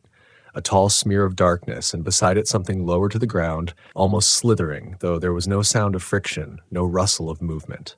Then the whisper came again, not from outside, not through the window. Down! I grabbed my flashlight but didn't turn it on. Light suddenly felt like an invitation. The whisper pressed again, firmer this time. Down. I realized, slowly and coldly, that it wasn't instructing me to kneel. It was telling me to go underground. The mines, the sealed tunnels, the condemned territory straight past the shed. Something was waiting there, or something wanted me there. The steps moved away from the cabin. Gravel shifted softly, like whatever had been outside was gliding instead of walking. The pressure in my head eased, but I didn't sleep again. Not that night, not the next, not properly ever again. The next morning, I found tracks circling the cabin, but not the same ones I'd seen near the shed. These were wrong in a different way. Humanoid at first glance, but each footprint was split down the center, toe region dividing into two elongated impressions that reminded me horribly of hooves. Not deer hooves. Not elk. Something closer to a human foot that had been pulled apart, stretched, reshaped by hands that didn't understand anatomy but tried to mimic it anyway. The tracks circled twice around the cabin, then stopped 10 feet from my door. Suddenly, as if whatever made them had simply vanished into the air or melted into the ground. I crouched over them, stomach churning. The soil around the prints vibrated slightly beneath my fingertips, almost imperceptible. A tremor. A hum, like something beneath the surface was moving, watching, waiting. A ranger shouldn't panic. A ranger shouldn't run. A ranger shouldn't abandon their post. I did all three. I stuffed gear into my pack and headed straight for the only place that made sense anymore. Not the station, not town, not safety, the mines. Because the dread had grown into something undeniable. Everything. Claudia's disappearance, the shed, the footprints, the figure in the trees, was pointing to the same place. The tunnels. The old mining territory wasn't just condemned. It was sealed because something was inside. Something that hadn't been meant to get out. And maybe it still hadn't. Not fully. The path to the restricted zone was barely visible, swallowed by underbrush and decades of disuse. My boots cracked dead branches as I pushed through, each step echoing in ways that didn't match the surroundings. The forest grew denser, darker, as if it were resisting my approach. Then I saw the first marker, an old rusted sign half consumed by vines. U.S. property, closed, hazardous by. Beyond it, the trees thinned abruptly. A clearing opened, scarred by old excavation equipment left to rot. Metal beams, collapsed scaffolding, a few concrete foundations cracked wide by time. And at the far edge, the entrance, or what was left of it. A massive iron door bolted into a rock face. Padlocks rusted, warning signs faded, the seam around the door sealed with thick weld lines newer than the equipment around it. Someone had sealed this place long after the mines closed. Someone didn't want it reopened. But the ground told another story. Tracks. Dozens of them, not just the hoof-like footprints. Human ones, too. Small ones. Barefoot, leading to the mine entrance, and then disappearing into the door, into solid metal. I approached slowly. Each step heavier than the last, the air tasted like rust and old earth. A faint rhythmic sound emanated from behind the door, a scrape, a drag, a distant echo, like something moving through tunnels too narrow for a human body. But the worst thing, the thing that froze me completely, was this. Someone had scratched words into the metal. Not deep, not clear, just frantic. "Let us out." Underneath it, overlapping the first message, another set of marks, long vertical gouges like someone had dragged their nails down the steel in desperation. Then at the bottom, nearly illegible, "Let us in." A chill gnawed through me. My flashlight flickered. Behind the door, something tapped. Once, then deeper. Something answered. From beneath my feet, the ground breathed, and the whisper came again, clearer than ever. Down. Not with threat, with hunger. I don't know how long I stayed frozen like that, kneeling in the dirt with my hand pressed against the wood, feeling the faint tapping weaken, and finally stop. At some point, the air seemed to thicken, like I was breathing inside a sealed box instead of an open forest. Even the insects were silent. No wind, no movement, just the shed, the scratches, and the memory of that muffled, broken voice. "Help, I'm here." It echoed in my skull long after the sound had died. I stood. My legs shook so badly that for a moment I thought I'd lost control of them. I told myself it was adrenaline, exhaustion, stress, the kind of physiological overreaction that happens when a ranger stumbles on something they can't categorize. But I knew better.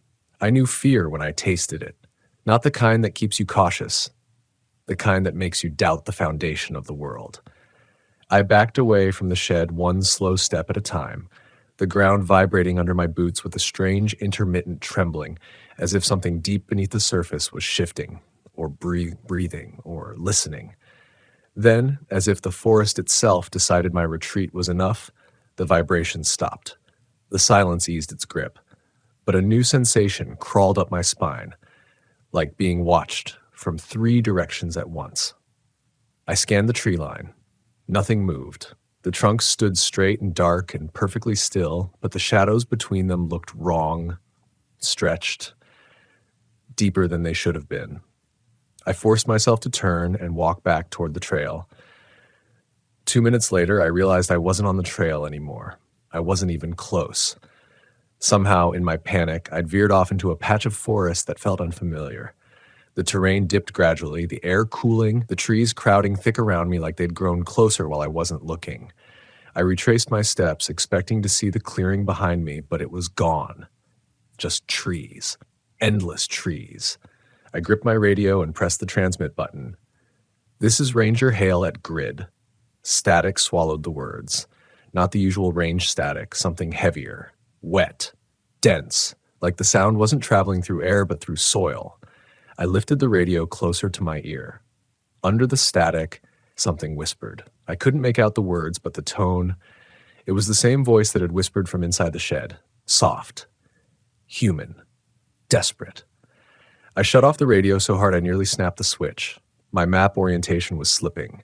My sense of direction, a ranger's lifeline, felt scrambled, like someone had shaken my thoughts like snow inside a globe. I slowed down, forcing my breath steady, marking landmarks. A crooked pine, a split stump, a patch of moss glowing slightly from the low evening light. I turned west, walked 10 minutes. The shed reappeared ahead of me, not the back, not the side, the front, perfectly centered in the small clearing I had just left. I had circled without turning, or the landscape had shifted around me. I didn't approach. Not again. But I couldn't look away from the door, slightly ajar now. It had been closed before. A soft creak drifted out, like someone gently pushing it open and letting it swing back. My skin crawled in a slow wave. I didn't move. Not forward, not backward. A dark figure stood inside the doorway, not fully visible, just an outline in the dim interior. Still as stone, tall, unnaturally thin, shoulders too narrow, but its limbs looked wrong, like they bent in places they shouldn't. It didn't step forward. It didn't reach out. It just stood there, watching me, silently. I took one step back. The figure tilted its head in the exact same angle. Another step. It followed the motion, tilting further as if its neck was too soft, too loose, no bone structure to hold it straight. My radio crackled to life again. The same whisper breathed through the static. "Don't leave me here." I ran. Branches slapped against my face. Roots caught at my boots. The slope dragged me downward until I stumbled into a shallow ravine, the air suddenly colder, 10 degrees colder, like I'd stepped into a refrigerated room hidden inside the earth. My breath misted. Frost clung to the edges of ferns, their green tips crystallized despite it being late autumn with temperatures nowhere near freezing. Sound bled strangely here, flattened, muffled, as if the world above had sealed itself off. My heartbeat echoed behind my ears like it was coming from the ground, not my chest. At the far end of the ravine, half hidden by runoff and leaves, I saw it. A wooden hatch. Old, weather-blistered. The hinges rusted through, but the planks were covered in scratches, hundreds of them, all pointing outward, carved so deep the wood splintered around them. Something had tried to claw its way out, something strong, something desperate. The hatch was bolted shut, with an iron bar driven through 2 rings and hammered into stone. Someone had made sure nothing inside could ever push it open again. The bolts were old, but the dirt around them had been disturbed, fresh enough that the soil still looked loose. Someone had checked this hatch recently, or someone had tried to open it. A cold draft seeped up through the cracks, and with it came a smell. Wet fur, damp earth, burnt hair. Then something else, faint but unmistakable. Blood. Not fresh. Not old. Something in between, warm enough to smell, cold enough to cling to the back of the throat. There were no hatches on the map, I whispered to myself. My voice sounded foreign. I crouched without deciding to. My hand reached forward on its own. Before I could stop myself, I pressed my ear to the wood. Silence. Then a slow scrape. Faint. Rhythmic. Like something dragging fingernails across the underside of the hatch. I jerked back, slipping on the frost. My knees hit the ground. Something moved inside the hatch, slow, deliberate pressure against the wood. The iron bar trembled. Not violently, not enough to break it, just enough to tell me it knew I was there. Help. The voice drifted upward, not whispered, not muffled, direct, clear, human, right beneath me. But there was something wrong with the way it said it, too flat, like each syllable was spoken without breath, as if repeated from memory rather than vocal cords. I stood and backed away. A shadow slid across the seam of the hatch from the inside. Then another. Then a hand pressed through the crack, or something shaped like a hand. The fingers were too long, thin as roots, jointed in too many places. The nails scraped against the air, not the wood. Searching, reaching. I turned and climbed out of the ravine, sliding on the frost-slick dirt, clawing at roots to pull myself up. I don't remember breathing. Maybe I didn't. By the time I reached the top, night had fallen fast, too fast. The forest was dim, the sky drained of color, but I could still see the clearing far ahead, a faint outline through the trees. The shed. Its door was wide open now. Light flickered inside, not warm, not firelight, something pale, something cold, like the reflection of moonlight on water, but moving, pulsing gently, as if it breathed. A single shape stepped out, tall, slack-limbed, head bowed slightly forward like it hadn't learned how to hold it upright. The torso moved with an unnatural cadence, like someone puppeteering the body from inside the ribs. I froze. The figure didn't advance. It simply turned its head toward me with a slow, unnatural twist, far past anything a vertebra should allow, until its face faced me entirely. But it wasn't a face, just pale skin, stretched smooth, no features, no eyes, no mouth. And yet I heard it speak. "Don't leave me here." Not from the figure, from behind me. A voice breathed at the back of my neck, impossibly close, as warm as a living mouth. I spun around. Nothing, but the trees were wrong now. Closer, leaning inward, as if the forest itself had moved to listen. My legs moved before my thoughts could catch up. I ran again. Not toward the trail. Not toward safety. Toward the only direction that made sense. Away from whatever was learning to crawl out of the hatch and whatever had climbed out of the shed and whatever was whispering in a voice that belonged to someone I'd failed years ago. I didn't stop. Not when the ground vibrated again. Not when the temperature swung from freezing to sweltering heat in the space of 10 steps. Not when something brushed my ankle like a hand reaching up through leaves. I didn't stop until I saw the lights. Not from the station. Not from any ranger outpost. These lights came from underground. A faint bluish glow pulsed between the roots of the forest floor, outlining something beneath the earth. Something vast, gridded, metallic. A structure, a facility, hidden beneath miles of forest. Something I was never meant to find. Something breathing. The glow beneath the forest floor swelled and dimmed like the lung of some buried giant, each pulse sending a faint vibration through my boots. The roots overhead creaked as if straining, pulled downward by something hungry beneath them. I crouched low, trying to steady my breathing, but the light answered my pulse, syncing with it, matching each frantic beat. I told myself it was coincidence. But the forest had stopped pretending to obey natural laws hours ago. The soil here felt softer, warmer. When I pressed a hand into it for balance, heat surged through my palm like touching the side of an animal. Living heat, not geothermal. Something shifted beneath the thin crust of dirt, a sluggish, heavy turn like muscle under skin. I tore my hand away. Ahead, the ground sloped downward toward a cluster of roots twisted unnaturally high like a nest woven around a deep fissure. The bluish light leaked from between the roots, cold, mechanical, almost surgical. Not moonlight, not bioluminescence. Something man-made, something hidden. As I approached, the light brightened into strips, rectangular slashes of illumination flickering on as if sensing my steps. The roots thinned, revealing steel beneath them. A hatch. Not wooden like the one in the ravine. Industrial, reinforced, the kind used to seal off things the public should never know about. Symbols were carved into the metal, no language I recognized. Angles, hooks, sharp geometric distortions that hurt to look at. Like my brain couldn't decide how to interpret them. The hatch was halfway open, just enough to breathe. The air spilling from inside was freezing. Not normal cold, funeral cold, dead cold, cold that carried no scent, no moisture. Cold that felt empty in a way I can't explain. And something was whispering inside it. Not words, not a voice, just the sound of something large dragging itself slowly across metal. I should have run. I should have radioed for help. I should have pretended none of this existed. But my body moved toward the hatch like gravity had changed direction. Something past the threshold pulled at my senses, not physically, but mentally, like a hook sunk into the softest part of my memory. A shape formed in the darkness below, rising inch by inch into the dim glow.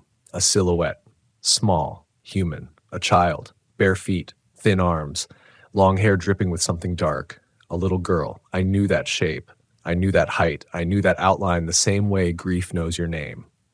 No, I whispered. No, you're not real. The silhouette tilted its head, and then she stepped into the light. Her eyes were hollowed pits, dark as oil slicks. Her skin was gray-blue, stretched tight like it had been drained of heat for years. Her lips moved with slow effort, struggling to shape a sound that never fully formed. Annie, my sister. Lost in these woods when I was 11. Gone without a trail, gone without a scream, gone without a body. I backed away, shaking my head so hard my vision blurred. You're not her, I said. You can't be. She shivered or convulsed or mimicked the motion of a sob. Something clung to her arm, thin, tendril-like, almost translucent, retracting back into the darkness of the hatch like a parasite disconnecting from a host. She raised one hand. The gesture was unmistakable. Help me. Except something else was guiding that movement. Her arm trembling, jerking slightly like invisible strings pulled from below. I stumbled backward. Her expression didn't change because she had no expression left to change, yet her body stepped forward again, unnaturally smooth, like she was being slid across the floor on rails instead of walking. No, I whispered, voice breaking. Stop! Stop! Behind her, the darkness moved. Not one thing. Not two. Many. Shapes pressed upward, arms or limbs or some imitation of them, rising like a field of pale growths reaching toward the hatch. The metal vibrated under their collective weight. Something deep below exhaled a long cavernous breath strong enough to dim the light strips for a moment. That breath carried a scent I will never forget: soil, wet fur, burnt hair, and beneath it, the faint sweetness of decayed childhood. Annie stepped closer, and something stepped into her silhouette, a second shape, taller, looming behind her like a shadow folding itself into her outline, peeling back the shape of a child and replacing it with something longer, sharper. No, peeling wasn't the right word. Wearing. The figure wrapped itself around her, crawling over her form like a second skin, distorting her features. Her head twitched, her limbs stretching slightly too long, her jaw unhinged with a soft crack, and the voice that came out wasn't a child's, not anymore. "Don't leave me here." The same voice I heard in the shed and in the radio static, and at the back of my neck, an imitation, a lure, perfecting itself. I ran. I don't remember standing. I don't remember choosing a direction. I just remember branches snapping against my face, my lungs burning, my muscles shaking like they were tearing from bone. Behind me, the forest shifted. The trees leaned, the soil contracted and expanded. Whispers skittered through the roots like insects made of breath. "Don't leave me here." Dozens of voices, hundreds, all mimicking the same desperate cadence. Something pursued me, but not in footsteps. In vibrations, like the forest floor itself was crawling after me. A distant metallic groan thundered behind me, the hatch door slamming open fully. Something had unsealed itself. I didn't turn around. Couldn't.